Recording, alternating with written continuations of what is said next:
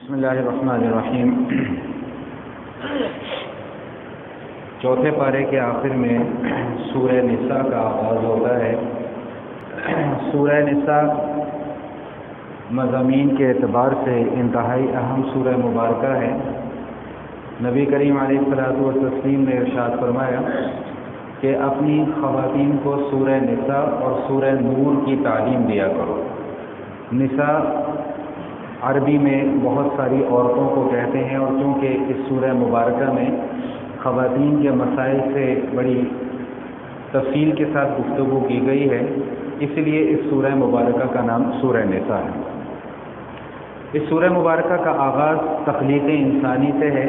اللہ پاک ارشاد فرماتے ہیں کہ ہم نے ایک انسان سے تم سب کو پیدا کیا، جیسا کہ میں نے پہلے بھی عرض کیا تھا کہ اللہ تعالیٰ نے سیدنا آدم علیہ السلام کی تخلیق فرمائی، پھر آدم علیہ السلام کی بائیں پسلی سے اماں حوا کو پیدا فرمایا، اور پھر ان کے بعد روئے زمین پر ان کی اولاد کو پیدا فرمایا، اور اس کے بعد یہ قاعدہ جاری فرما دیا کہ جہاں پر ایک مرد اور ایک عورت جائز طریقے سے نکاح کے ذریعے سے ملاپ ہوگا، اس کے بعد ان کی اولاد ہوگی، اور وہاں سے پھر اولاد کا سلسلہ جاری ہوا۔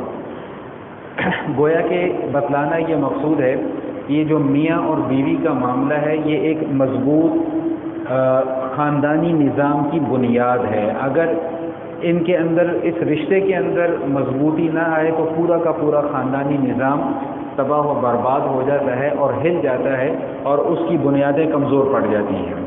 بہرحال اس سورہ مبارکہ کا آغاز اس عنوان کے ساتھ ہوتا ہے۔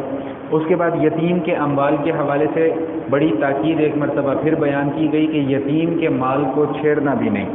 شریعت کی اصطلاح میں یتیم کسے کہتے ہیں کہ بلوغت سے پہلے پہلے کسی بچے کے والد کا سایہ سر سے اٹھ جائے، بالغ ہونے سے پہلے پہلے شریعت کی اصطلاح میں وہ یتیم کہلاتا ہے۔ جب وہ بالغ ہو جائے پھر وہ یتیم کی فہرست سے نکل جاتا ہے، کیونکہ یتیم کا تعلق بلوغت سے پہلے پہلے ہے۔ اس کے بعد اہم ترین ایک مسئلہ بیان کیا گیا۔ اس مسئلے کو لے کر ایک بہت شور شرابہ کیا جاتا ہے، اور وہ مسئلہ یہ ہے کہ اسلام نے مرد کو ایک وقت میں زیادہ سے زیادہ 4 شادیوں کی اجازت دی ہے۔ میں اکثر بطور مزہ یہ بات بھی عرض کر دیا کرتا ہوں کہ آپ باہر چلتے ہوئے کسی سے، کسی مزدور سے، کسی سے بھی پوچھ لیں گے کہ اسلام کتنی شادیوں کی اجازت دیتا ہے، تو یہ مسئلہ بچے بچے کو معلوم ہے کہ 4 شادیوں کی اجازت دیتا ہے، لیکن اسی شخص سے اگر آپ یہ مسئلہ پوچھ لیں کہ وضو کے کتنے فرائض ہیں، تو الا ماشاءاللہ شاید کسی کو معلوم ہو کہ وضو کے فرائض کتنے ہیں، غسل کے فرائض کتنے ہیں۔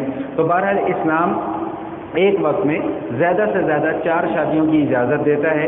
ایک وقت میں ایک مرد کے لیے 4 سے زیادہ بیویاں رکھنا جائز نہیں ہے۔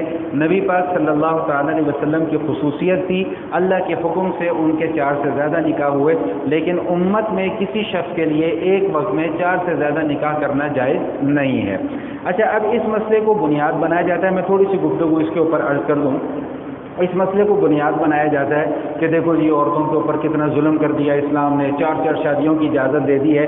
بات یہ ہے کہ جب بھی آپ کسی بھی معاملے کو سیاق و سباق سے ہٹا کر اور مسئلے کی گہرائی تک جانے سے پہلے پہلے کوئی بھی رائے قائم کر لیں گے تو وہ رائے کبھی بھی درست نہیں ہوگی۔ اب جب ہم قرآن کریم کی اس آیت کا، جب پوری آیت کا مطالعہ کرتے ہیں تو ہمیں اگلا جملہ یہ ملتا ہے کہ فَإِنْ خِفْتُمْ أَلَّا تَعْدِلُوا فَوَاحِدَةً، کہ اگر تمہیں ڈر ہے اس بات کا کہ ایک سے زیادہ نکاح کر کے تم عدل قائم نہیں رکھ سکتے بیویوں کے درمیان میں، تو پھر تمہیں ایک سے زیادہ نکاح کرنے کی اجازت نہیں ہے۔ شریعت کے متعلق جب بھی کوئی رائے قائم کرنی ہو، یاد رکھیے گا پہلی بات تو یہ کہ ہمیں رائے قائم کرنے کا اختیار نہیں ہے۔ دوسری بات یہ کہ اگر رائے قائم کرنی بھی ہو تو جب تک پورا مسئلہ معلوم نہ ہو جائے، جب تک اس کی گہرائی کے اندر نہ جایا جائے، تب تک ہمیں کسی بھی قسم کی کوئی رائے قائم کرنے سے گریز کرنا چاہیے۔ حدیث شریف میں آتا ہے، اللہ کے رسول صلی اللہ تعالیٰ علیہ وسلم ارشاد فرماتے ہیں کہ جس شخص نے ایک سے زیادہ نکاح کیے اور وہ دونوں بیویوں کے درمیان 2 ہوں، 3 ہوں یا 4 ہوں، ان کے درمیان میں برابری قائم نہیں کر سکا دنیا میں، مساوات قائم نہیں کر سکا ان کے درمیان دنیا میں، تو کل قیامت والے دن اس کا حشر یہ ہوگا کہ جب اللہ کی بارگاہ میں اسے پیش کیا جائے گا تو وہ ایک پہلو کے بل گھسٹتا ہوا آ رہا ہوگا، اپنے پیروں کے اوپر چل کر نہیں آ سکے گا۔ اتنی شدید سزا ہے اس شخص کے لیے جو ایک سے زیادہ شادیاں تو کر لیتا ہے لیکن پھر بیویوں کے درمیان میں عدل اور انصاف نہیں قائم رکھ سکتا۔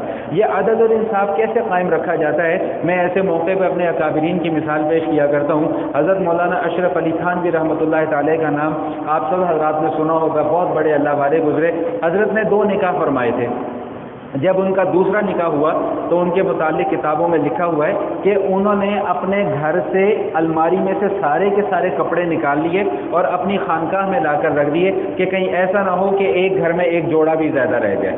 ایک مرتبہ حضرت کی خدمت میں کسی نے 2 خربوزے بھیجے، تو اب وہ دونوں خربوزے انہوں نے گھر بھجوانے تھے۔ اب یہ بھی نہیں ہو سکتا تھا کہ ایک ایک گھر میں بھجوا دیں، ایک ایک گھر میں بھجوا دیں، فرمایا کہیں ایسا نہ ہو کہ ایک میٹھا ہو اور ایک پھیکا نکل آئے، تو دونوں خربوزوں کے 2 حصے کیے اور دونوں کے حصوں کو ایک گھر میں ایک حصہ 2 خربوزوں کا حصہ بھجوا دیا اور دوسرے گھر میں دوسرے خربوزے کا۔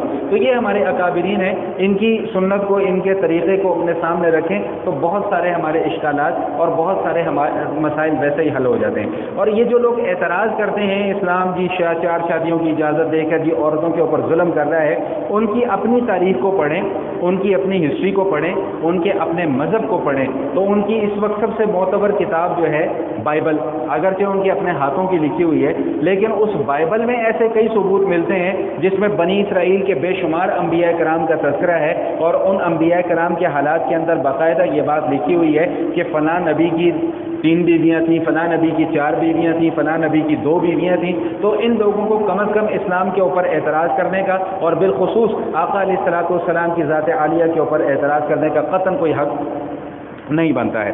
تو بہرحال یہ اہم ترین مسئلہ بیان کیا گیا۔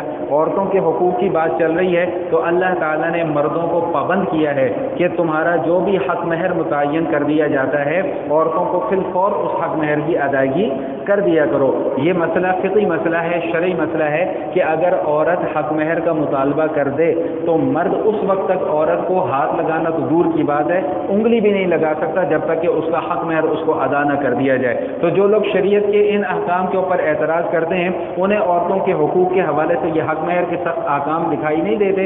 اللہ تعالیٰ نے مرد کے اوپر حق مہر کو فرض بھی قرار دیا ہے اور قرض بھی قرار دیا ہے۔ یہ مرد کے ذمہ فرض بھی ہے، قرض بھی ہے، ادا نہیں کرے گا تو آخرت میں جا کر دینا پڑے گا، آخرت میں اللہ کے حضور جو ہے وہ اس کی پکڑ ہوگی۔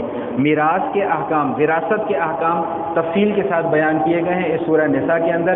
نبی علیہ الصلوۃ والسلام فرماتے ہیں تعلموا الفرائض وعلموها الناس او کما قال کہ علم میراث خود بھی سیکھو اور علم میراث دوسروں کو بھی سکھاؤ۔ آج ہم لوگ بڑے انسانی حقوق کے علم بردار بنے پھرتے ہیں، انسانی حقوق کے چیمپئن بنے پھرتے ہیں، لیکن افسوس کا مقام یہ ہے کہ اپنی بیٹیوں کو جہیز دے کر ہم فارغ ہو جاتے ہیں، 5 لاکھ روپے کا جہیز دے دیتے ہیں لیکن اپنی جائیداد میں سے حصہ دینے کے روادار نہیں ہے، اپنی بہنوں کو ہم حصہ دینے کے روادار نہیں ہے، اور پھر ہم یہ کہتے ہیں کہ ہم سے زیادہ انسانی حقوق کا علم بردار کوئی نہیں ہے، ہم سے زیادہ انسانی حقوق کے متعلق آواز بلند کرنے والا کوئی نہیں ہے۔ توبہ کے حوالے سے بیان کیا گیا، میں یہ مسئلہ بتایا اللہ پاک نے کہ جس وقت عین موت کا وقت آ جائے اس وقت کی توبہ اللہ تعالیٰ قبول نہیں فرماتے۔ بیویوں کے ساتھ ایک مرتبہ پھر حسن سلوک کا حکم دیا گیا، وعاشروہن بالمعروف، اپنی بیویوں کے ساتھ گزر بسر کرو تو بہت اچھے طریقے سے گزر بسر کرو۔ حضور اقدس صلی اللہ تعالی علیہ وسلم کے فرمان عالی شان کا مفہوم ہے کہ تم میں سے سب سے بہتر شخص وہ ہے کہ جو اپنی گھر والیوں کے ساتھ اچھا سلوک کرتا ہے، اپنی بیویوں کے ساتھ اچھا سلوک کرتا ہے، اور بیویوں سے اچھا سلوک کرنے کے معاملے میں میں تم میں سب سے بہتر ہوں۔ یعنی حضور اقدس صلی اللہ تعالی علیہ وسلم کا جو خاندانی نظام تھا اس خاندانی نظام کو دیکھیے، اس خاندانی نظام کو پرکھیے، اور پھر ہم سب کو، مجھ سمیت ہم سب کو اپنے گریبان میں جھانک کر دیکھنا چاہیے کہ ویسے ہم بہت شریعت کرتے ہیں، ہمارا اپنی بیویوں کے ساتھ کیا سلوک ہے، کیا رویہ ہے، ذرا اس معاملے کے اوپر بھی ہمیں تھوڑا سا غور و فکر کر لینا چاہیے۔ جو اہم ترین حکم اس سورہ نساء کے اندر بیان کیا گیا وہ محرمات کو بیان کیا گیا، یعنی وہ خواتین کہ جن کے ساتھ نکاح کرنا قیامت کی صبح تک کے لیے جائز نہیں ہے، جائز نہیں ہے، ہمیشہ کے لیے یہ خواتین حرام ہیں، وہ 7 قسم کی عورتیں ہیں، وہ ماں ہے، وہ بیٹی ہے، وہ بہن ہے، وہ سگی پھوپھی ہے، وہ سگی خالہ ہے، سگی بھانجی ہے اور سگی بھتیجی ہے۔ یہ 7 قسم کی عورتیں ہیں کہ جن کے ساتھ کبھی بھی نکاح نہیں ہو سکتا۔ ان کو محرمات نسبی کہتے ہیں کہ نسب کی وجہ سے یہ عورتیں حرام ہیں۔ دوسری قسم کی عورتیں وہ ہیں جو رضاعت کی وجہ سے حرام ہو جاتی ہیں، دودھ شریک ہونے کی وجہ سے۔ تو دودھ شریک ہونے کی وجہ سے وہ تمام کے تمام رشتے حرام ہوں گے جو نسب کی وجہ سے حرام ہیں۔ ان کے علاوہ کچھ رشتے اور بیان کیے گئے کہ جو بیوی کی ماں ہے یعنی ساس، اس کے ساتھ نکاح کرنا جائز نہیں ہے۔ بیٹے کی بیوی یعنی بہو، اس کے ساتھ نکاح کرنا جائز نہیں ہے۔ اور ایک وقت میں اپنے نکاح میں ایک مرد 2 بہنوں کو اکٹھا اپنے نکاح میں نہیں رکھ سکتا، شریعت نے اس کے اوپر پابندی لگا دی ہے۔ 5ویں پارے کا آغاز ہوتا ہے، اس میں ان خواتین کا ذکر کیا گیا جو ان کے علاوہ ہیں، یعنی جن کے ساتھ نکاح کرنے کی اجازت دے دی گئی ہے۔ اور دوسرا اہم ترین مسئلہ جو اس سورہ مبارکہ کے اندر بیان کیا گیا، جس کے اوپر آج کل بھی بہت زیادہ گفتگو چل رہی ہے، میں صرف 2 سے 3 منٹ کی گفتگو اس کے اوپر کر کے پھر بات کو سمیٹنا چاہ رہا ہوں۔ یہ جو آج کل ایک اصطلاح آپ حضرات نے بھی سنی ہوگی، سوشل میڈیا کے اوپر بھی، الیکٹرانک میڈیا کے اوپر بھی، پرنٹ میڈیا کے اوپر بھی، ہلکا پھلکا تشدد کی اصطلاح، ایک اس کو بڑا مذاق بنا کر پیش کیا جا رہا ہے۔ اس حوالے سے یہ مسئلہ سماعت فرما لیجیے گا، امید ہے انشاءاللہ اس سے بڑا فائدہ ہوگا۔ قرآن کریم نے 2 قسم کی عورتوں کا ذکر کیا ہے۔ ایک قسم کی وہ عورتیں ہیں جو گھر کو بسانے والی ہوتی ہیں، اور ایک قسم کی وہ عورتیں ہیں جو گھر کو برباد کرنے والی ہیں۔ جو گھر بسانے والی عورتیں ہیں، شریعت نے قطعاً عورت کے اوپر ہاتھ اٹھانے کی مطلقاً اجازت نہیں دی ہے۔ ہمارے ہاں تو ہمارا عورتوں کے ساتھ رویہ یہ ہے کہ سالن میں نمک تیز ہو گیا، پکڑ لیے جوتا اور ایسی کی تیسی اس کی پھیر دی، کپڑے استری نہیں ہوئے تو زبان سے جو غلاظتیں بکی جاتی ہیں وہ علیحدہ، اور جو ویسے ظلم کیا جاتا ہے وہ علیحدہ۔ یہ تو میں ایک جرنل سی بات کر رہا ہوں جو ہمارے ایک معاشرتی ہماری ایک حالت ہے۔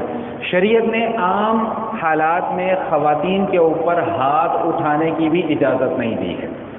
ہاں، اگر عورت اس درجے کو پہنچ جاتی ہے جس کو اللہ کا قرآن نشوز کہتا ہے، نشوز کا معنی نافرمانی کی حد تک پہنچ جاتی ہے، کوئی ایسا صراحتاً بے حیائی کا کام کر دیتی ہے عورت کہ جو انسان کے لیے ناقابل برداشت ہے، اب اللہ تعالیٰ اس عورت کی تعدیب کے لیے 3 درجے بیان فرما رہے ہیں۔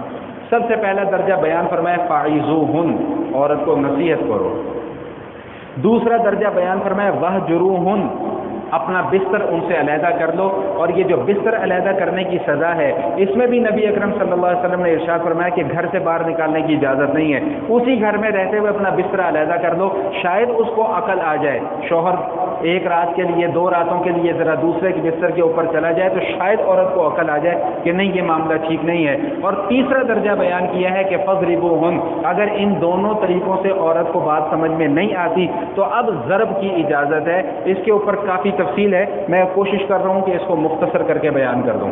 دیکھیں لفظ ہے یہاں پر فضربوہن، ضرب کسے کہتے ہیں؟ جب ہم تیمم کا مسئلہ پڑھتے ہیں تو حدیث کے اندر آتا ہے ضربتین، کہ تیمم کرنا ہے تو 2 ضربیں مٹی پر مارنی ہیں۔ اب وہ 2 ضربیں کیسی ہیں؟ یہ ضرب ہے، اس کو ضرب کہتے ہیں۔ نہ تھپڑ ہے، نہ ڈنڈا ہے، نہ مکہ ہے، نہ لات ہے، نہ زبان ہے، نہ کچھ ہے، یہ ضرب ہے۔ اور حدیث شریف میں پھر اس کی تفصیل بیان کی گئی کہ اگر بہت بھی ضرورت پڑ جائے عورت کو مارنے کی تو مسواک سے مارو۔ مسواک سے مارنے سے کیا ہوگا؟ نہیں تو رومال کو اکٹھا کر کے اس کی گرہ بنا کے اس کے اوپر مار لو۔ یہ ہے وہ ہلکا پھلکا تشدد جن الفاظ کو بنیاد بنا کر electronic media, print media, social media, انہوں نے ایک تحریک چلائی ہوئی ہے کہ کسی بھی طریقے سے اسلام اور اسلام جو علماء ہیں عوام کو ان سے کسی بھی طریقے سے بدظن کر دیا جائے، اور ایسی اصطلاحات لا کر عوام کے سامنے پیش کر دی جاتی ہیں، اور عوام بھی ماشاءاللہ کل انعام ہے کہ بس جس کو دیکھا آنکھیں بند کر کے اس کے اوپر عمل کرنا شروع کر دیتے ہیں۔ یہ دین کا معاملہ ہے، خالصتاً اللہ تعالیٰ کے احکام ہیں، اس میں میری یا کسی عالم کی یا کسی مفتی کی یا کسی علامہ کی یا کسی مجتہد اور مفسر کی رائے کو قطعاً کوئی دخل نہیں ہے۔ یہ صراحتاً وہ احکام ہیں جو اللہ تعالیٰ نے اپنے قرآن کریم کے اندر بیان فرمائے ہیں۔ ہاں، ان کو بیان کرنے میں تعبیر کے اندر کوئی فرق ہو سکتا ہے، الفاظ کے اندر کوئی فرق آ سکتا ہے، جس کی وجہ سے سمجھنے والے کو شاید وہ مفہوم سمجھ میں نہ آ سکے، لیکن جیسا کہ میں آغاز گفتگو میں عرض کر دیا کہ جب تک ہم سیاق و سباق کو ساتھ ملائیں گے نہیں، تب تک ہمیں اصل مسئلہ جو ہے وہ سمجھ میں آ نہیں سکے گا۔ باقی گزارشات اگر زندگی رہی تو انشاءاللہ کل کی نشست میں